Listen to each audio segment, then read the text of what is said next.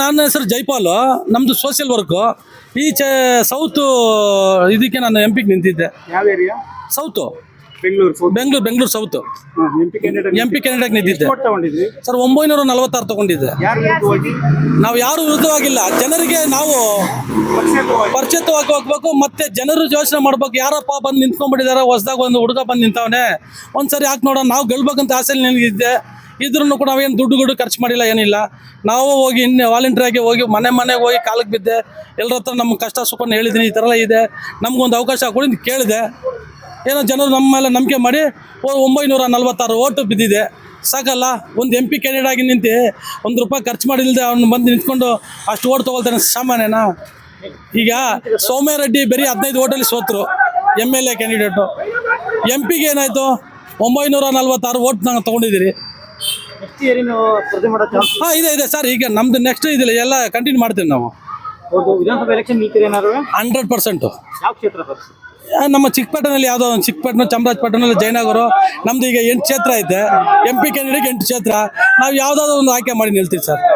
ಚಾಮರಾಜಪೇಟೆ ಅಂದ್ರೆ ಅಲ್ಲಿ ಜಮೀರ್ ವಿರುದ್ಧ ನಿಲ್ಲಕ್ಕಾಗತ್ತೆ ನಿಮ್ಮ ಕೈಲಿ? ಸರ್, ಜಮೀರ್ ವಿರುದ್ಧ ಅಲ್ಲ, ನಾವು ಯಾವ ವಿರುದ್ಧಕ್ಕೆ ಹೋಗಲ್ಲ ಸರ್. ನಾವು ಅವರಲ್ಲ ಸರ್, ನಿಮಗೆ ಅಲ್ಲಿ ನೀವು ಅಪೋಸಿಟ್ ಅವರೇ ಅಲ್ವಾ? ಅವ್ರ ಮಾತ್ರ ಹೆಂಗ್ ಬರ್ತಾರೆ? ಇಲ್ಲ, ಅವ್ರ ಮಾತ್ರ ಬರಲ್ಲ. JDS ಇದೆ, ಕಾಂಗ್ರೆಸ್ ಇದೆ, BJP ಇದೆ. 3 ಜನ ನಮಗೆ ವಿರುದ್ಧವನ್ನ ಆಗತ್ತಾರೆ. ನಮಗೆ ಅದಂತ ನಾವು ಯಾರು ಸತತವಾಗಿ ಗೆದ್ಕೊಂಡು ಬಂದ್ರೆ ಅವರೇ ಅಲ್ವಾ ಸರ್? ಈಗ 10 ಜನ ನಿಂತರು ಕೂಡ ಒಬ್ಬರು ತನಕ ಗೆಲ್ಲೋದು, ಒಟ್ಟಲ್ಲಿ 10 ಜನ ಅಲ್ಲಿ MLA ಕ್ಯಾಂಡಿಡೇಟ್ ಆಗ್ತಾರೆ, MP ಕ್ಯಾಂಡಿಡೇಟ್ ಆಗ್ತಾರೆ ಅಲ್ವಾ? ಆ ಥರ ನಾವು ಒಬ್ರು ನೋಡೋಣ, ಪ್ರಯತ್ನ ಇದೆ ಒಂದಿದೆಲ್ಲ ಸರ್. ನಾನು ಫಸ್ಟ್ ಗೆಲ್ತೀನಿ, ಹೋಗ್ಬೇಕು. ನಾವು ಗೆಲ್ಲಕ್ಕೆ ಹೋಗ್ತಾ ಇದ್ದೀನಿ. ಇವತ್ತಿನ ನಾಳೆ ಸಿಗುತ್ತೆ. 100%. ಸರ್, ಪಕ್ಷಕ್ಕಿಂತ ಪಕ್ಷೇತರವಾಗಿ ನಿಲ್ಲೋರೇ ಬೇಕಾಗಿದೆ. ಇಲ್ಲಿ ಒಳ್ಳೇದಾಗ್ಲಿ. ಮೊದಲನೇ ಸರಿಗೆ 900 ಚಿಲ್ಲರೆ ತಗೊಂಡಿದ್ದೀರಿ ಅಂತಂದ್ರೆ ಅದು 9 ಲಕ್ಷ ಆಗ್ಲಿ, ಒಳ್ಳೇದಾಗ್ಲಿ. 100%. ನೀವು ಪ್ರಜಾಕೀಯ ಪಕ್ಷದಿಂದ ಯಾಕೆ ಸ್ಪರ್ಧೆ ಮಾಡ್ಬೋದು ಉಪೇಂದ್ರ ಅವ್ರ ಪಕ್ಷದಿಂದ? ಇಲ್ಲ, ಉಪೇಂದ್ರ ಅವ್ರ ಪ್ರಶ್ನೆ ಮಾಡ್ಬೋದು. ನೋಡಿ ಸರ್, ಈಗ ಏನಂದ್ರೆ ನಮಗೆ ಬೇರೆ ಬೇರೆ ಪಕ್ಷದಲ್ಲಿ ಕರೆದ್ರು. ಆಮ್ ಆದ್ಮಿ ಪಾರ್ಟಿ ಇದೆಲ್ಲ, ನೀವು ಅಲ್ಲಿ ಹೋಗಿ ಕೇಳಿ ಸೀಟ್ ತೊಗೊಳ್ಳಿ. BSP ಐತೆ, ಅದನ್ನ ಹೋಗಿ ಕೇಳಿ ತೊಗೊಳ್ಳಿ. ಇಂಡಿಪೆಂಡೆಂಟ್ ಆಗಿದ್ದ ಕೆಲವು ಪಾರ್ಟಿಗಳಿದೆಯಲ್ಲ, ಅದ್ರಲ್ಲಿ ಹೋಗಿ ಕೇಳಿ ತೊಗೊಳ್ಳಿ ಅಂತ ಹೇಳಿದ್ರು. ನಮಗೆ ಬೇಡ, ನಾವು ಇಂಡಿಪೆಂಡೆಂಟ್ ನಿಂತ್ಕೊಂಡು ನಾವು ಇಂಡಿಪೆಂಡೆಂಟ್ ನಿಂತ್ಕೊಂಡೆ ಸರ್. ಯಾವ ಪಕ್ಷದ ಮೇಲೆ ಒಲವಿಲ್ಲ ನಿಮಗೆ? ಸರ್, ಯಾವ ಪಕ್ಷದ ಮೇಲೆ ಒಲವಿಲ್ಲ ಅಂದರೆ ಯಾರು ಕರೆಕ್ಟಾಗಿ ಹೇಳಿ? ಯಾರು ಕರೆಕ್ಟಾಗಿದ್ದಾರೆ? ನಾನು ಮೊದಲು ನಿಂತ್ಕೊಳ್ಳೋ ಮುಂಚೆ ನಾನು 100 ಕೇಳ್ತೀನಿ. ಜನರ ಮುಂದೆ ಹೋಗಿ ನಾನು ಕಾಲಿಗೆ ಬೀಳ್ತೀನಿ, ಕೈಗೆ ಬೀಳ್ತೀನಿ. ಏನಂತ? ನಿಮ್ಗೆ ಏನು ಕೆಲಸ ನಾನು ಮಾಡ್ಕೊಡ್ತೀನಿ. ಬಟ್ ನಾನು ಗೆದ್ದು ಬಂದ್ಮೇಲೆ ಎಲ್ಲಿ ನೋಡ್ತೀನಿ ನಿಮ್ಮನ್ನ? ಎಲ್ಲರೂ ನಿಮ್ಮ ಥರನೇ ತಾನೇ ಹೇಳೋದು? ಹೌದು, ಅದನ್ನೇ ನಾನು ಹೇಳ್ತಾರೆ. ಎಲ್ಲರ ಬಗ್ಗೆ ನಾನು ಹೇಳ್ತಾರೆ, ನನ್ನ ಬಗ್ಗೆ ಹೇಳ್ತಾ ಇಲ್ಲ. ಹೆಂಗೆ ನಂಬಕ್ಕಾಗುತ್ತೆ ಸರ್? ಒಂದು ಇಂಡಿಪೆಂಡೆಂಟ್ ಆಗಿ ನಾನು ದುಡ್ಡು ಕೊಟ್ಟು ನಾನು ನಿನ್ನ ಪರ್ಚೇಸ್ ಮಾಡ್ತಿಲ್ಲ. ನಿಮಗೇನೋ ದುಡ್ಡು ಕೊಟ್ಟು ಪರ್ಚೇಸ್ ಮಾಡ್ತಾ ಇಲ್ಲ. ನಾನು ಕಷ್ಟಪಟ್ಟು ನಾವು ಸೋಷಿಯಲ್ ವರ್ಕ್ ಮಾಡಿ ನಾನು ನಿಮ್ಮನ್ನೇ ಕೇಳ್ತಾ ಇದ್ದೀರಿ. ನಿಮಗೆ ಗೊತ್ತಿರುತ್ತೆ ಇವತ್ತಿಲ್ಲ ನಾಳೆ, ಬಿಡಪ್ಪ ಇಷ್ಟು ಸರಿ ನಾವು ಇಷ್ಟು ಚೆನ್ನಾಗಿ ಓಟ್ ಹಾಕಿದ್ರಿ, ಈಗ ಯಾವನೋ ಹೊಸ್ದಾಗಿ ಹೋಗಿ ಬಂದಿರೋ ಒಂದ್ಸರಿ ನಾವು ಓಟ್ ಹಾಕಿದ್ರೆ ಏನಾಗತ್ತೆ ಬಟ್ ಅವ್ರು ಅರ್ಥ ಮಾಡ್ಕೊಳ್ತಾರೆ. ಈಗ ನನ್ಗೆ ಹಾಕಿರೋರಲ್ಲ ಯಾರು? ನಾವು ಅರ್ಥ ಮಾಡ್ಕೊಂಡು ಯಾರಿದ್ದಾರೆ? ಶೆಟ್ರು ಇದ್ದಾರೆ, ಬ್ರಾಹ್ಮಣರು ಇದ್ದಾರೆ. ಬ್ರಾಹ್ಮಣರು ಪಕ್ಕ BJP, ಶೆಟ್ರು BJP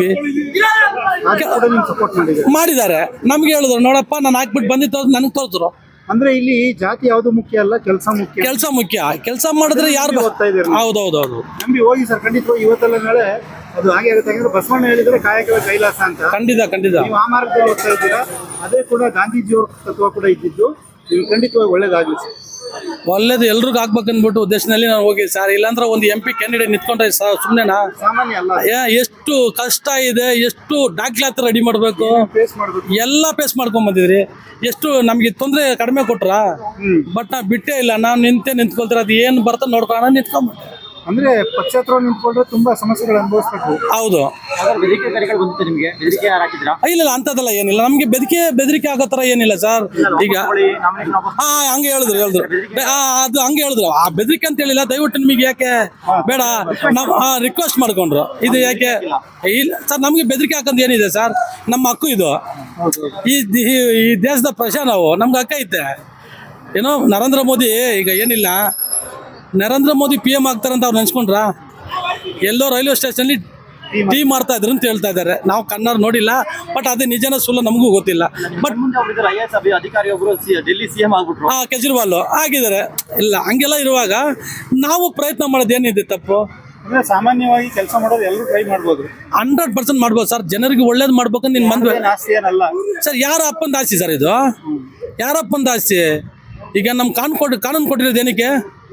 ಪ್ರತಿಯೊಬ್ರು ಅನುಭವ. ಹೌದು, ಎಲ್ಲರೂ ಕೆಲಿಂದ ಮೇಲ್ಗಡೆ ಇರೋರು ಎಲ್ಲರೂ ಅನ್ಭಿಸ್ಬೇಕು, ಅದಕ್ಕೆ ಕೊಟ್ಟಿರೋದು. ಅಲ್ಲ, ಎಷ್ಟೋ ಜನ ಯೋಗ್ಯತೆ ಇರುವಂತವ್ರು ಭಯ ಪಟ್ಕೊಂಡೆ ಈ ಫೀಲ್ಡ್ ಬರಕ್ಕೆ ಭಯ ಪಡ್ತಾರೆ.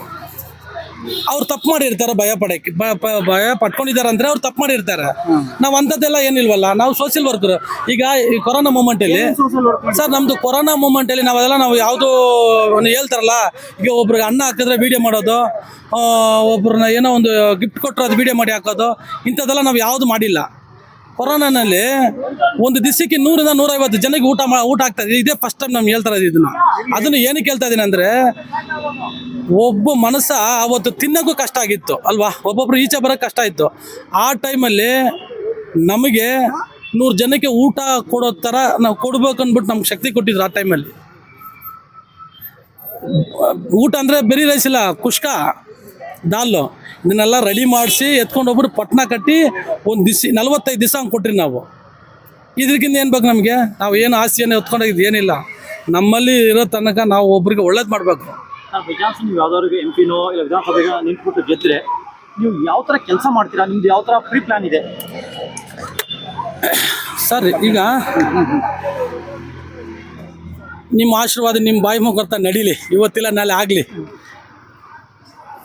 ಯಾವ ಥರ ಪ್ಲಾನಿಂಗ್ ಅಂದರೆ, ಈಗ ಒಂದು ಹಾಸ್ಪಿಟ್ಲ್ಗೆ ಹೋಗ್ತೀರಿ ಸರ್, ಸಾಮಾನ್ಯವಾಗಿ ಒಂದು ಹಾಸ್ಪಿಟ್ಲ್ಗೆ ತಲೆನೋವು ಅಂತ ಹೋಗ್ತೀರಿ.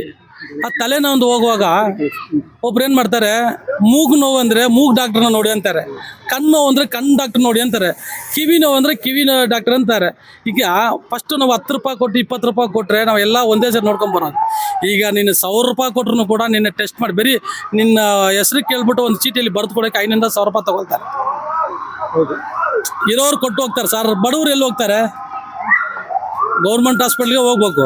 ಈಗ ಗೌರ್ಮೆಂಟ್ ಹಾಸ್ಪಿಟ್ಲ್ ಹೋಗಿದ್ರೆ ಏನು ಮಾಡ್ತಾರೆ, ಅಲ್ಲಿನೂ ಲಂಚಗಳಾಗ್ತಾ ಇದೆ. ಈಗ ಸ್ಕೂಲ್ ಸರ್, ಮಕ್ಕಳನ್ನ ಒಳ್ಳೆ ಎಜುಕೇಷನ್ ಕೊಡ್ಬೇಕನ್ಬಿಟ್ಟು ನಮ್ಮ ದೇಶದಲ್ಲಿ ಎಲ್ಲ ಕಡೆ ಹೇಳ್ತಾರೆ. ಎಲ್ಲ ರಾಜಕೀಯದವರು ಸರಿ, ಎಲ್ಲ ಪಾರ್ಟಿಗಳು ಬಂದರೆ ಹಿಂಗೆ ಬರ್ಬೇಕು, ಹಂಗೆ ಬರ್ಬೇಕು, ನಾನು ಹಂಗೆ ಮಾಡ್ತೀನಿ, ಹಿಂಗೆ ಮಾಡ್ತೀನಿ ಅಂತ ಹೇಳ್ತಾರೆ. ಎಲ್ಲಿ ಸರ್ ಮಾಡ್ತಾರೆ? ಈಗ ಒಂದು ಮಗುನ ಕರ್ಕೊಂಡು ಹೋಗ್ಬಿಟ್ಟು ಒಂದು ಅದೇ ಫಸ್ಟ್ ಸ್ಟ್ಯಾಂಡರ್ಡ್ ಸೇರಿಸ್ಬೇಕಂದ್ರೆ 1 ಲಕ್ಷ 1.25 ಲಕ್ಷ ಕೇಳ್ತಾರೆ ಒಂದೊಂದು ಸ್ಕೂಲಲ್ಲಿ.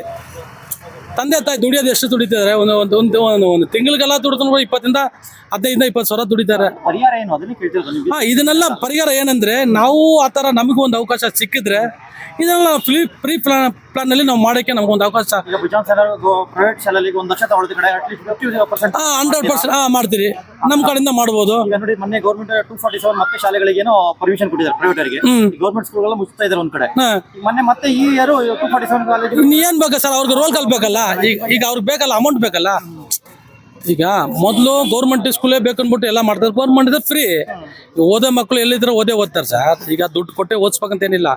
ನಾನು ಓದೇಬೇಕಂತ ಮನಸ್ಸಲ್ಲಿ ಇದ್ದರೆ ನಾನು ಎಲ್ಲಿದ್ರೆ ಓದ್ತೀನಿ ಅಲ್ವಾ? ಅದೇ ಕೊಡ್ಬೋದಲ್ಲ ಸೌಲಭ್ಯ, ಅದನ್ನೇ ಕೊಡಬೇಕು. ಮತ್ತೆ ಇನ್ನೇನು ಸರ್? ಇವಾಗ ನೀವೇನು ಮಾಡ್ತೀರಾ? ಇವಾಗ ಬೇರೆ ದೇಶದಲ್ಲಿ ಏನು ಮಾಡ್ತಾರೆ, ಇಷ್ಟು ಫೀಸ್ ತೊಗೊಳ್ತಾರ. ಮಕ್ಕಳು ಎಷ್ಟು ಓದ್ತಾರೆ ಅಷ್ಟು ಓದೋಕ್ಕೆ ಅವರು ಸಪೋರ್ಟ್ ಮಾಡ್ತಾರೆ. ನಮ್ಮ ದೇಶದಲ್ಲಿ ಅದು ಇಲ್ಲ.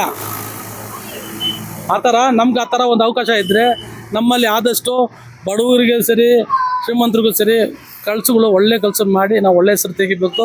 ನಮ್ಮನ್ನು ನೋಡಿ ಇನ್ನೊಬ್ರನ್ನ ಅದೇ ಥರ ಮಾಡ್ಬೇಕಂತ ನಮ್ಮ ಒಂದು ಉದ್ದೇಶ ಸರ್. ಒಳ್ಳೆಯದಾಗಿ ಆಗಲಿ ಸರ್.